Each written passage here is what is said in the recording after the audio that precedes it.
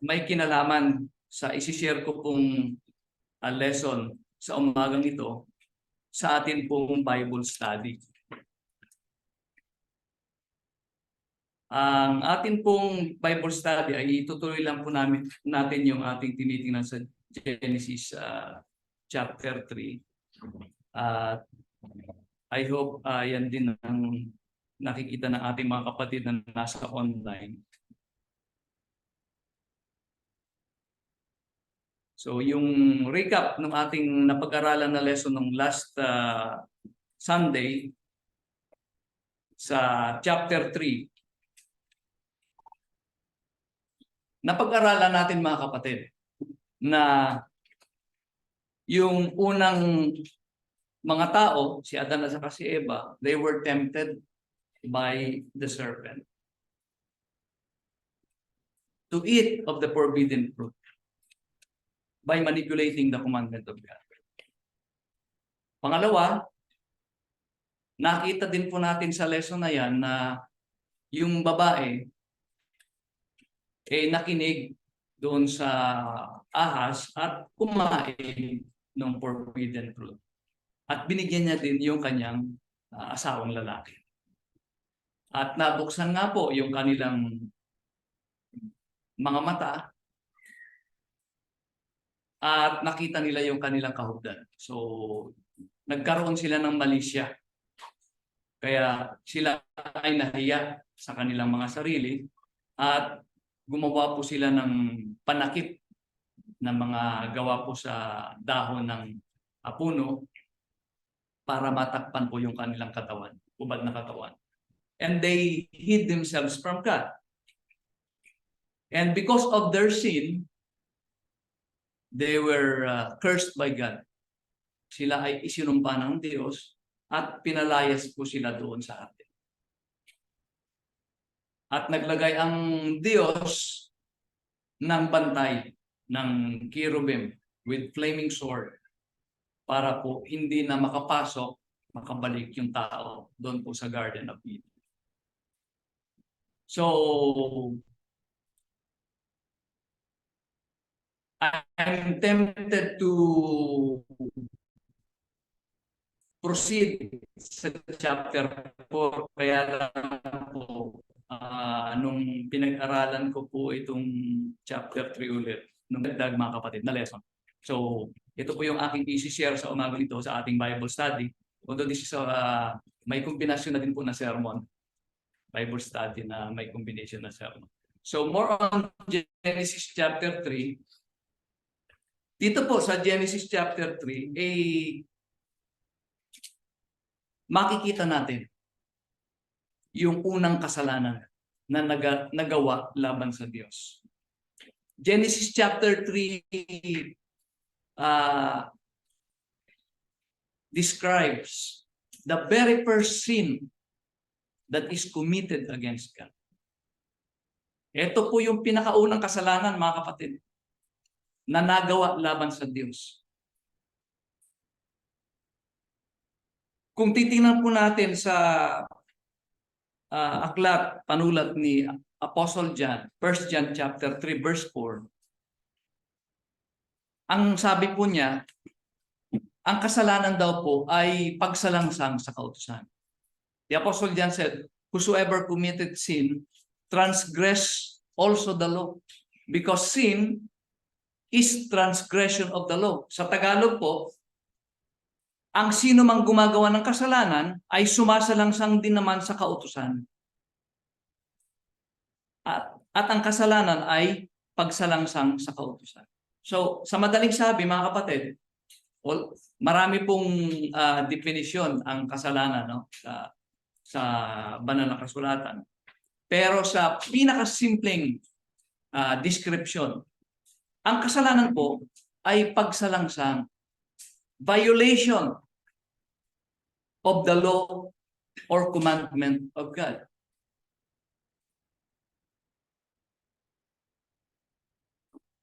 Yung paglabag, ang kasalanan ay paglabag, pagsalangsang sa utos ng Diyos, sa batas ng Diyos. Bakit? Ano ba yung utos sa kanila? Napakasimple yung utos. Huwag kayong kakain ng bunga ng punong kahoy ng pagkaalam na mabuti at masama. Do not eat. Lahat naman po ng bunga pwede nilang kainin. Ito lang yung pinagbabawal. Pero ano pong ginawa nila? Kumain po sila. Nilabag nila yung instruction, yung utos ng Diyos. They violated the law of God. At dito po, makikita natin mga kapatid, dito pa lang sa Harden, makikita na natin yung estilo ng Diablo sa kanyang paglilinlang. The devil, since the time, the beginning, doon sa garden, the devil has been using a variety of tricks to tempt humans to sin against God. Makikita po natin dyan yung tatlong aspeto, mga kapatid, with which the devil tempts humans. Ano po yun? Yan po yung lust of the flesh, lust of the eyes, and the pride of life.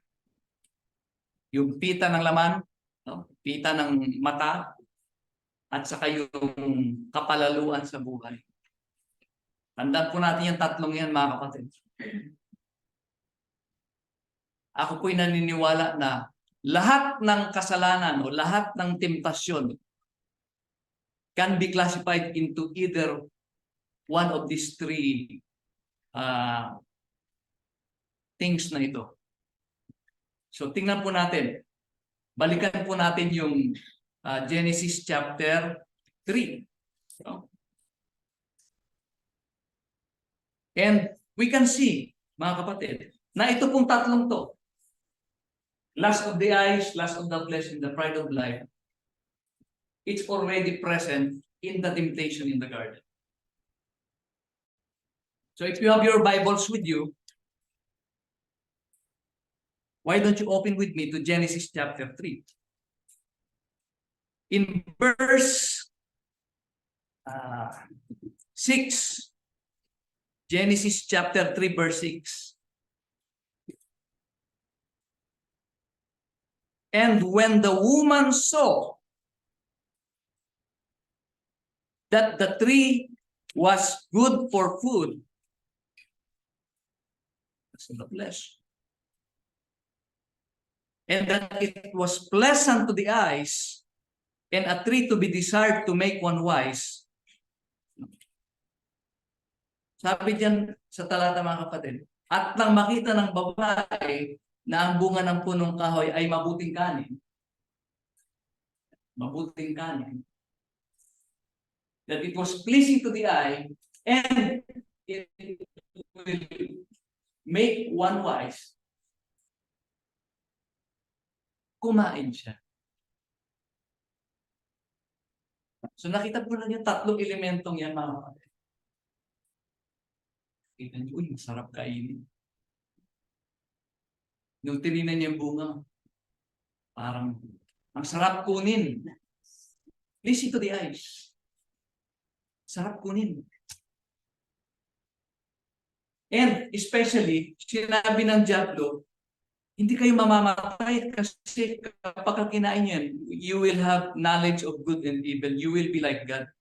So, the woman desired to be wise like God. Lust or pride of life.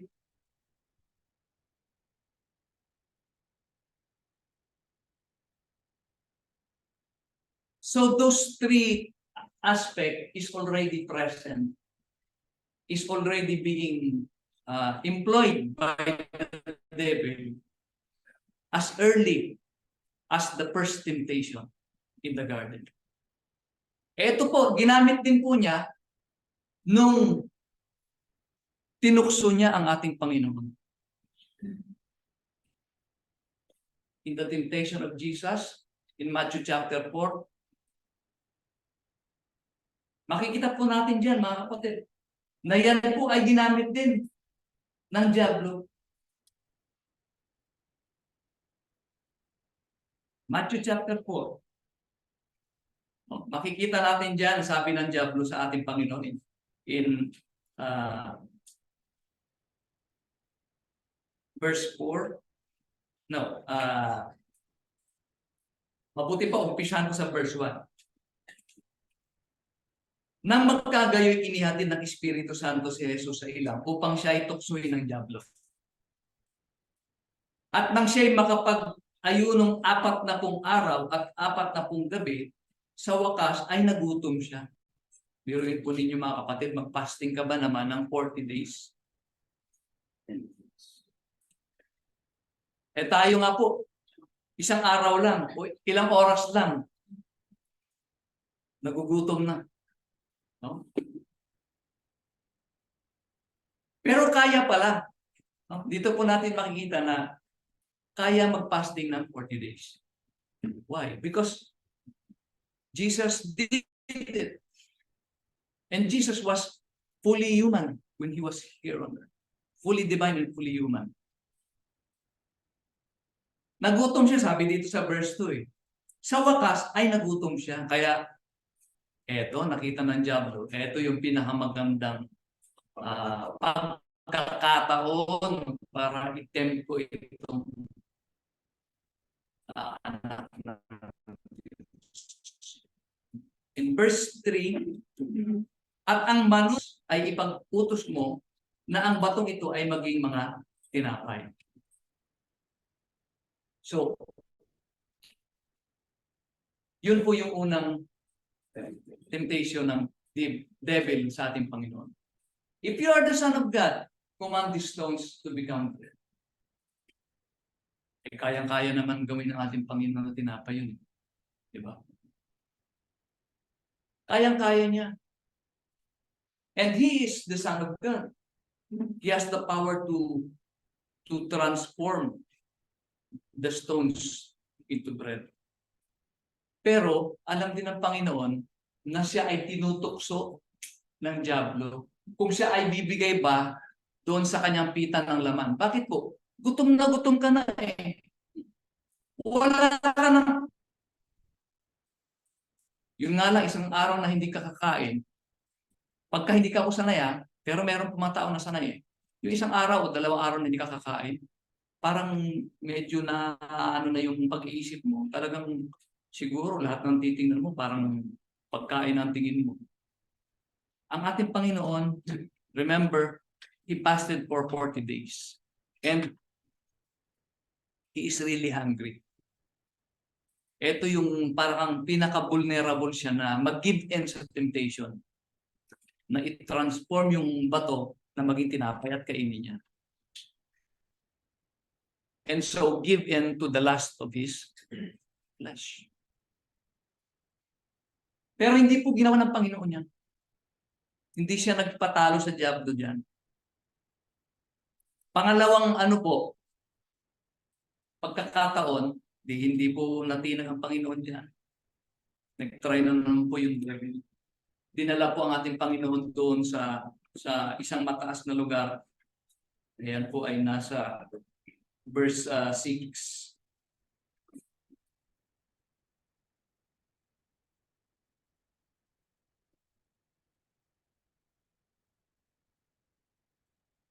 No, verse 8. Muling dinala siya ng diablo sa isang bundok na lubhang mataas at ipinamala sa kanya ang lahat ng mga kaharian sa salibutan. At ang kaluwalhatian nila, pinakita yung ang gaganda ng mga kaharian.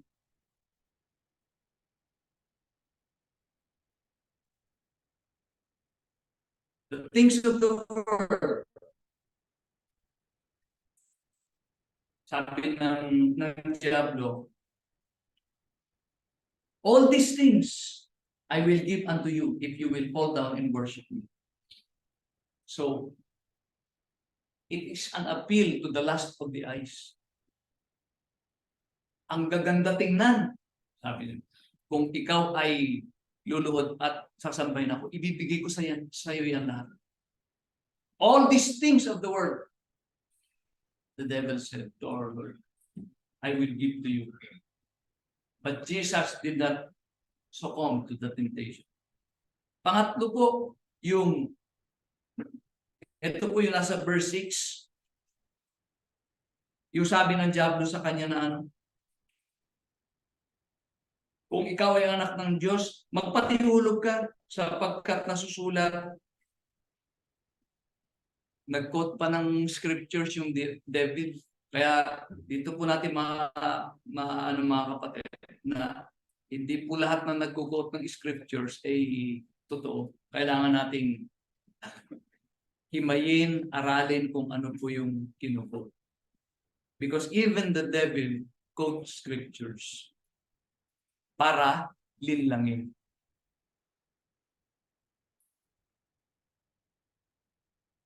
Kung ikaw talaga yung anak ng Diyos, magpatihulog ka. Total, sasaluin ka naman ng mga anghel eh. Nasusulat yan sa Salmo.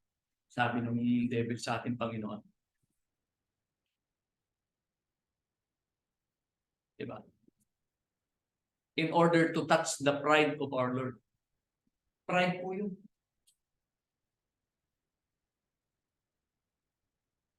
Diba? Kung tayo yun, sige nga, kung talagang ano ka dyan, kung talagang malakas ka dyan, ano mo nga, ilapit mo nga ako. Oh, kadalasan ganun po eh. It is an appeal to satisfy the pride. But Jesus did not give in to the temptation. Instead, sinagot siya ng ating Panginoon. Ano ang sagot ng ating Panginoon sa mga temptation? Una, sabi ng ating Panginoon, nasusulat, it is written, you shall worship the Lord your God, and Him only you shall serve. Yung unang temptation, ang sagot ng ating Panginoon, it is written, man shall not live by bread alone, but by every word that proceeds out of the mouth of God. Sa lahat po ng temptation sa ating Panginoon, mapapansin niyo po, kapag binasa niyo po yung Matthew chapter 4, mapapansin po natin that our Lord always quote the scriptures. Paulit-ulit po niya sinasabing nasusulat. It is written.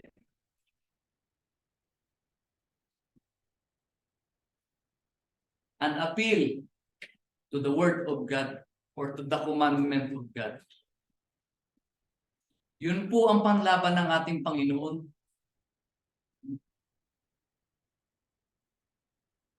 So, yan po mga kapatid yung ano. At kung paano mga kapatid na yung diablo ay ginamit itong tatlong bagay na ito para po tuksuin yung si Adan at saka si Eva at maging ang ating Panginoon, eto din ang kanyang ginagamit para tuksuin tayo sa panahon natin ngayon. Marahil nag-iba lang, naging modern. Pero the same. Lust of the flesh, lust of the eyes, and pride of life. Balikan po natin mga kapatid, yung ating table. Oh. Doon po sa garden,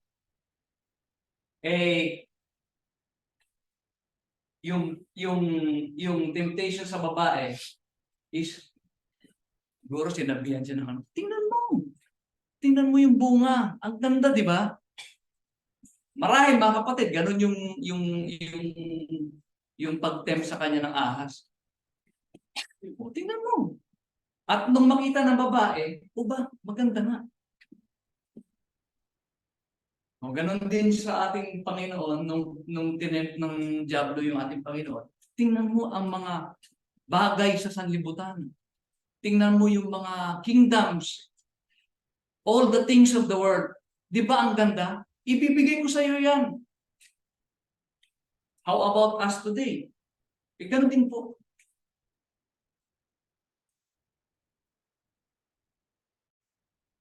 For us today, the temptation is geared towards the satisfaction of the lust of our eyes. Kaya po, nagkakaroon ng envy o greed. Diba? Naiinggit tayo sa mga bagay na ng ating kapwa. Nakikita na natin yung mga ano po, ganda naman ng gusto ko ganyan din. Ganda naman ng kanyang cellphone, gusto ko ganyan din. Ang ganda naman ng kanyang sasakyan, gusto ko ganyan din na.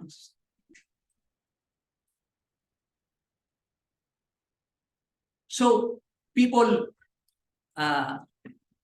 felt envious and nagkakaroon ng greed o yung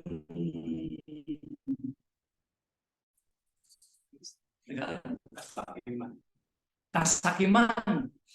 Thank you, Brother. Kasakiman na gusto mong maging sayo. Akin, akin, akin. Yan po yung api ng sanlibutan. Tingnan niyo po, pati mga pelikula, hindi po bebenta yan kapag wala pong something na may ano yung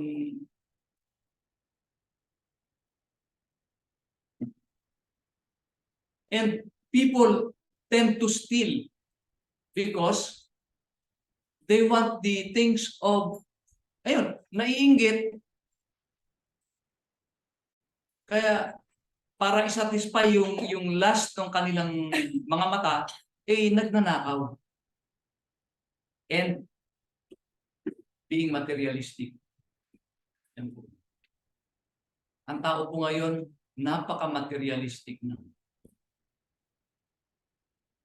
Those are just one of the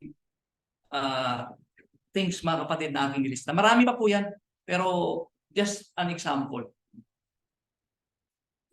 So, being materialistic, bakit? Para masatisfy yung lust of the flesh. Gusto ko magandang bahay, malaking bahay, yung maganda sa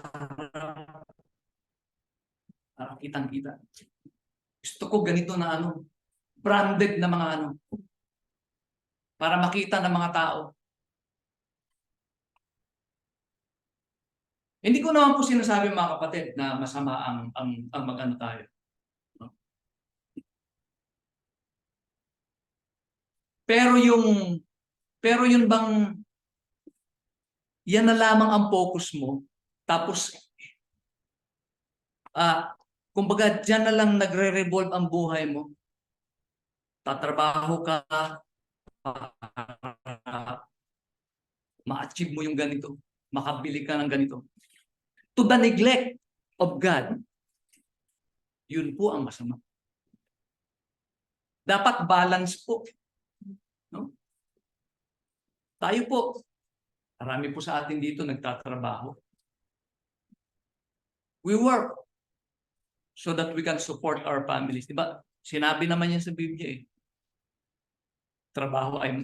Ang pagtatrabaho ay marangal yan. So that we can support ourselves, our families, and we have something to give to those who are in need. Pero yung maghangad ka ng sobra-sobra na at nakalimutan mo na ang Diyos, no? Yung kayamanan na ang iyong ginawang Diyos, ginawa mong focus sa buhay mo, yun po ay kasalanan. You are giving into the lust of the eyes. Lust of the flesh. What lust of the flesh? Gluttony, yung katakawan.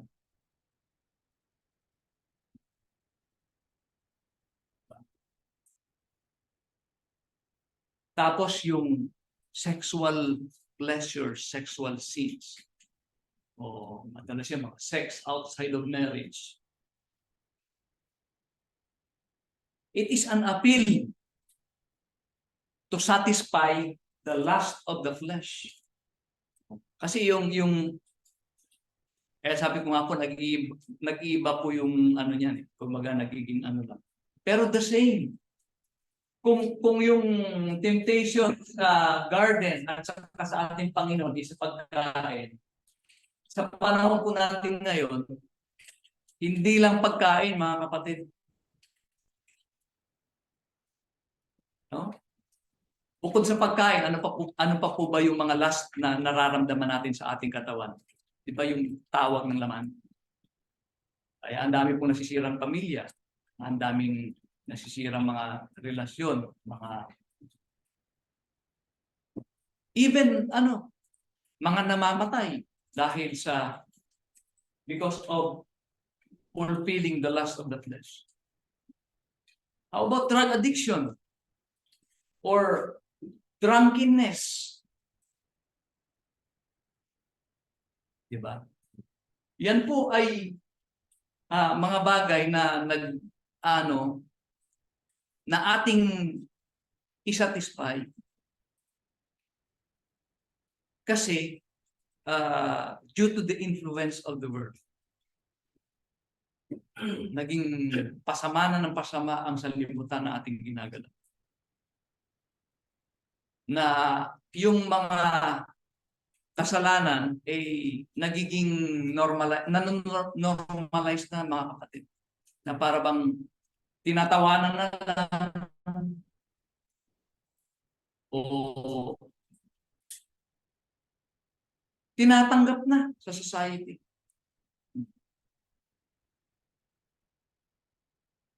Last Sunday, may kapatid tayo na nagtanong tungkol doon sa yung third sex o yung homosexuality. Sabi ko po, ang sagot ng Biblia, kasalanan yun. Ayaw ko magbigay ng sagot kung sarili kong sasagutin ko sa pamamagitan ng Biblia. Sabi ng Biblia, kasalanan. Pero, tingnan niyo po ngayon, sino yung mga sikat? No? Mga sikat na mga tao. Parang, tapos tinatawa-tawanan na lang ng mga tao. Tanggap na.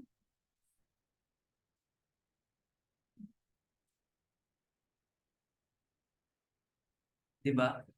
So, what is wrong, what is evil is already normalized as acceptable.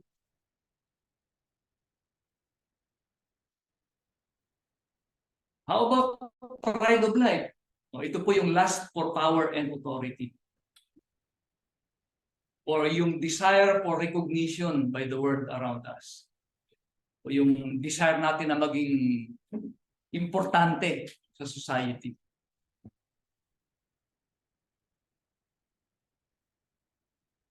Yan po yung pride ng tao. Yung pride ba na di ba, dalas yung natin na yung mga napapanood natin sa social media na mga, especially sa mga road rage, ganun. Ano po naririnig niyo sinasabi nila? Hindi mo ba ako kilala? Hindi kita kilala. Di ba? Or, kilala mo ba ako? Hindi mo pa ako kilala. Because people aim to be a person of importance. Yung bang ikaw ay tinitingala ng tao. That's pride. Pride po yun. And if you, Christian, as a Christian, as a child of God, you live your lives para ma-achieve mo yung mga bagay na yan, ikaw ay nagkakasala.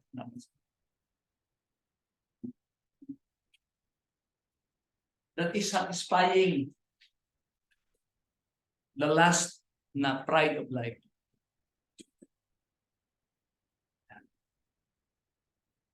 Baka ako sumobra sa aking oras.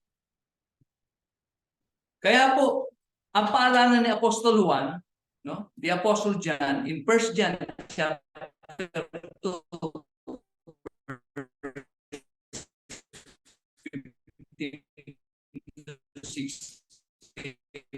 ito po natin itong passage na ito. The Apostle John said, do not love the world. Or the world, the love of the Father is not in you. In the world. The lust of the flesh. Tatlong aspeto po na yun na ipinakita natin kanina. Is not of the Father, but is of the world. Lahat po na mga bagay na yun, even yung mga hindi po natin na-enumerate doon, just example lang po yun, yung mga binigay ko.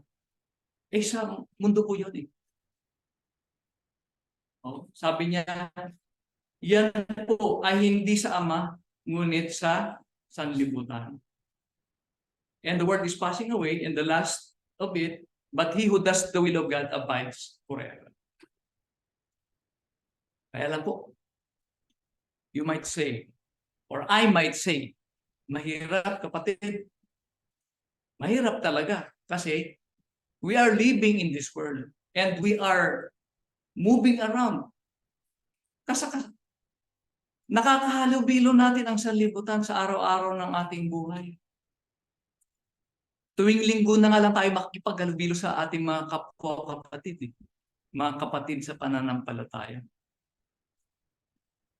Tapos hindi pa tayo pupunta, di ba brother Sandba?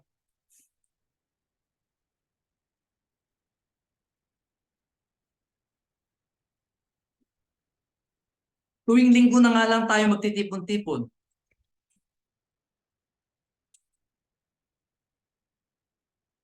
Monday to Saturday, sino po ang kasama natin? Okay, pamilya natin. But when we go to work, when we go to school, we meet our friends.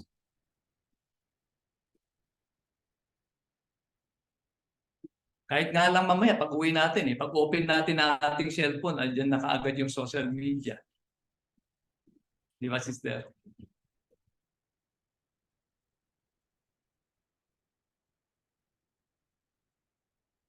Pag open natin ng ating mga telebisyon, ayan lang.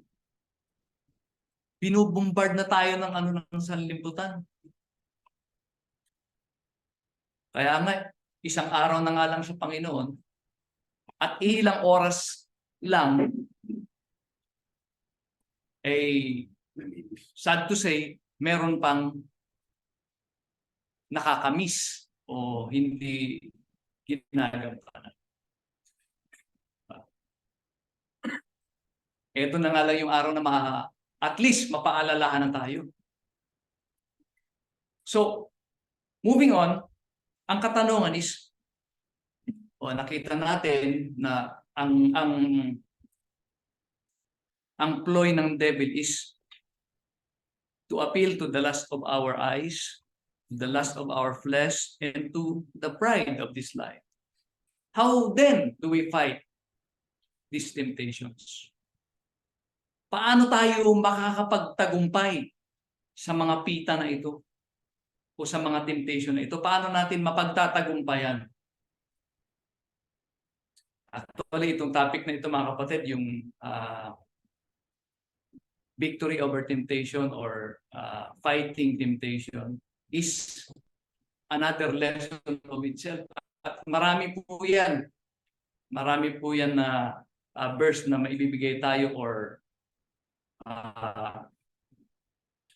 advice the Bible can give us.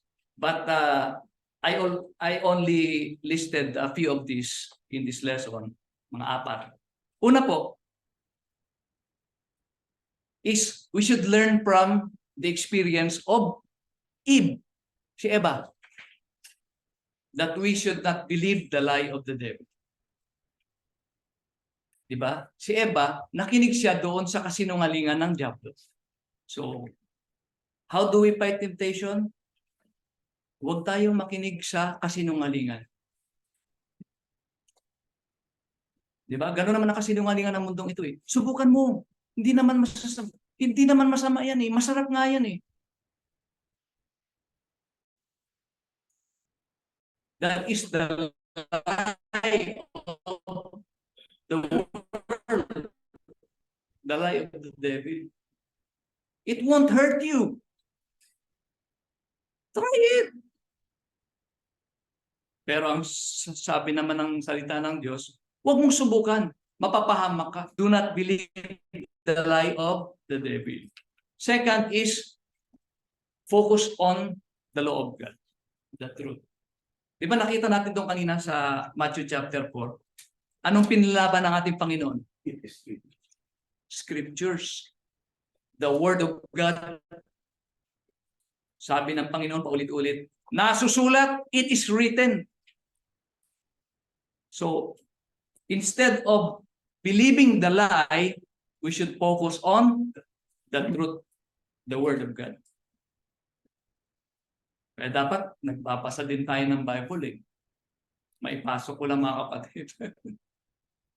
We should read our Bible so that we can focus on the truth of God. Para kapag when we are faced with a temptation, maalala natin, sinabi ng Diyos, mababasa yun sa na ganito, masama yan. Di ba? Focus on the truth, on the law of God. Third, ito po, run or flee from the temptation. A very good example, mga kapatid nito, is Joseph. Si Joseph po. Umiiwas si Joseph eh. Araw-araw, if you will read Genesis chapter 39, araw-araw po yan, tinutukso siya nung asawa ni Potiphar. Every day. Pero hindi natinag si Joseph. Dumating ang pagkakataon na talagang inano na nung babae yung boundary. Talagang naghubad na sa harap niya. Anong ginawa ni Joseph? Tumakbo. We should learn from Joseph. We should flee from temptation. Pag alam po natin na nag-umpisa na tayong tuksuin, o ayan na yung tukso, umalis ka na. No? Do not stay. Umalis ka na kaagad. Flee. Yan po si Joseph.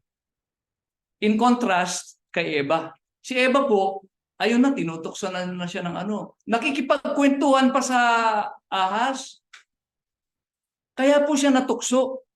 Di ba po ba si Eva?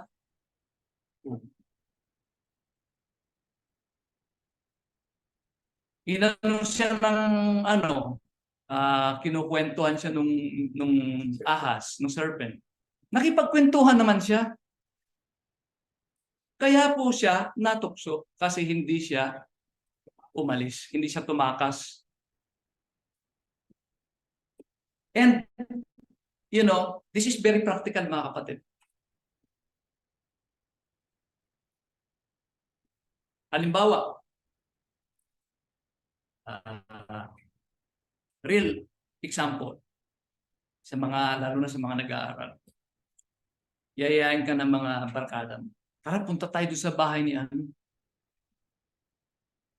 Tapos, kita mo, nagdadala ng mga inumin. Anong una mong gagawin? Sasama ka o hindi? Huwag mong isipin na, sasama ako pero hindi naman ako iinom. Doon lang ako. Mahirap po kapag ka nandoon ka na, kapatid. Kapag ka nandoon ka na. Mahirap na. Kaya sa umpisa pa lang, pag inaya ka pa lang, umiwas ka na. Yun po. And fourth, tumatagal po ako is yung sinabi ng ating Panginoon doon sa Matthew chapter 26 verse 41, watch and pray so that you enter not into temptation. Be vigilant and pray. Watch and pray. Talagang maging mapagmasid ka, mapagmatsyag, and you pray. If you remember doon po sa Ephesians chapter 6, yung armor of God, isa po yan doon sa sandata na panlaban sa temptation. Prayer. Kapag ikaw po ay prayerful, it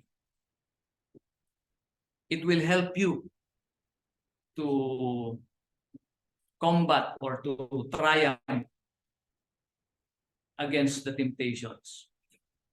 So kung ganun din, kung if you are faced with a temptation, you pray so that God will help you na labanan yung temptation na yan.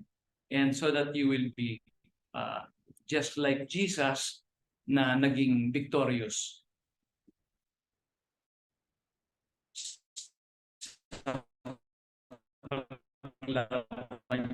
Sa mga temptation.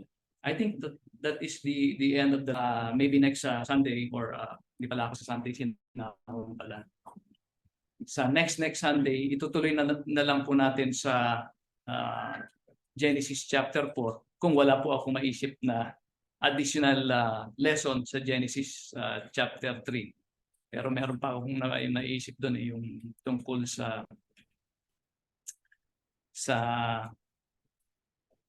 pinalitan ng Diyos yung kanilang damit. Di ba yung kanilang damit gawa sa dahon? Pinalitan ng Diyos yun eh. Ang pinalit ng Diyos, damit na gawa sa balat ng hayop. And that is a picture of the sacrifice of Jesus Christ. So yun lamang po mga kapatid. Salamat po sa inyong pakikinig. Meron po bang tanong? Question. Kung wala po, salamat po. At tayo po'y awit ng isang hymno. And then